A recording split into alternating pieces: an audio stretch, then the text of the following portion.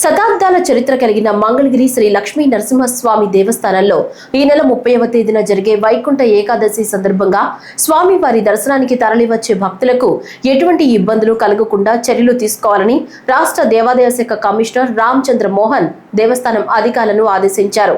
గుంటూరు జిల్లా మంగళగిరి శ్రీ లక్ష్మీ నరసింహస్వామి వారి దేవస్థానంలో జరుగుతున్న ముక్కోటి ఏర్పాట్లను ఆయన పరిశీలించారు. అనంతరం మాట్లాడుతూ శతాబ్దాల చరిత్ర కలిగిన మంగళగిరి శ్రీ లక్ష్మీ నరసింహస్వామి దేవస్థానానికి ఒక ప్రత్యేక ప్రాశస్త్యం ఉందన్నారు.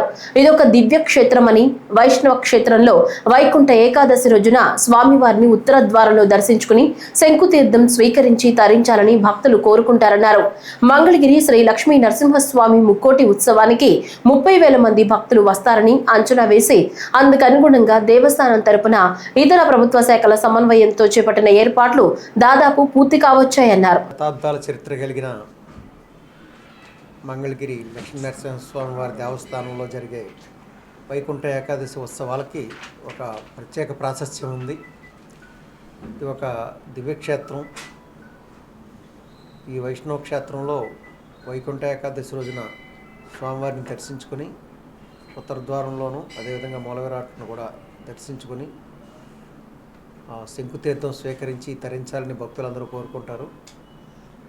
ఈ సందర్భంగా దాదాపు 30,000 మంది వరకు భక్తులు వస్తారని అంచనా వేయడం జరిగింది. అందుకు అనుగుణంగా దేవస్థానం తరఫున అదేవిధంగా ఇతర ప్రభుత్వ శాఖల సమన్వయంతో ఏర్పాట్లు జరుగుతూ ఉన్నాయి. ఏర్పాట్లు చాలా వరకు పూర్తిగా వచ్చినాయి, సంతృప్తికరంగానే జరుగుతున్నాయి.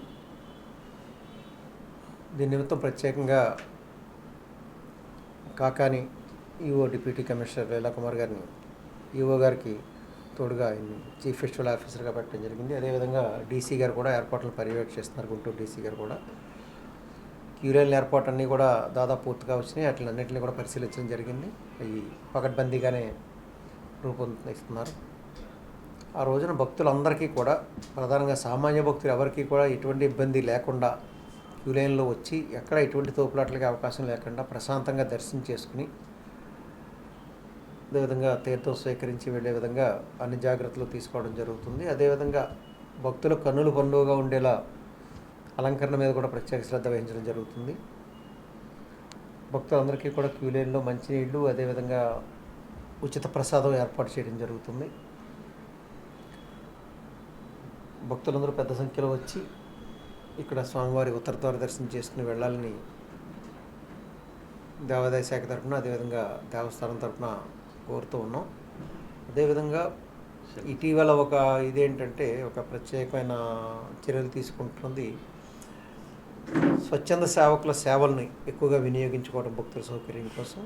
ఆ రకంగా అన్ని 6A దేవాలయాల కార్యనిర్వహణాధికారులకు కూడా ప్రత్యేకంగా ఆదేశాలు ఇవ్వడం జరిగింది. వాలంటీర్స్ ఎన్రోల్మెంట్ మీద కానీ వాళ్ళకి ఎక్కడెక్కడ విధులు కేటాయించాలన్న విషయంలో కానీ ప్రత్యేక శ్రద్ధ తీసుకుని అదొక విభాగం కింద, దేవస్థానానికి అనుబంధ విభాగం కింద ఆ స్వచ్ఛంద సేవకుల సేవలు ఉండేలా, శాశ్వత ప్రాతిపదిక మీద ఉండేలా చర్యలు తీసుకోమని చెప్పడం జరిగింది. ఆ రకంగా అన్ని టెంపుల్స్లోనూ కూడా ఆ ప్రయత్నం చేస్తూ ఉన్నారు.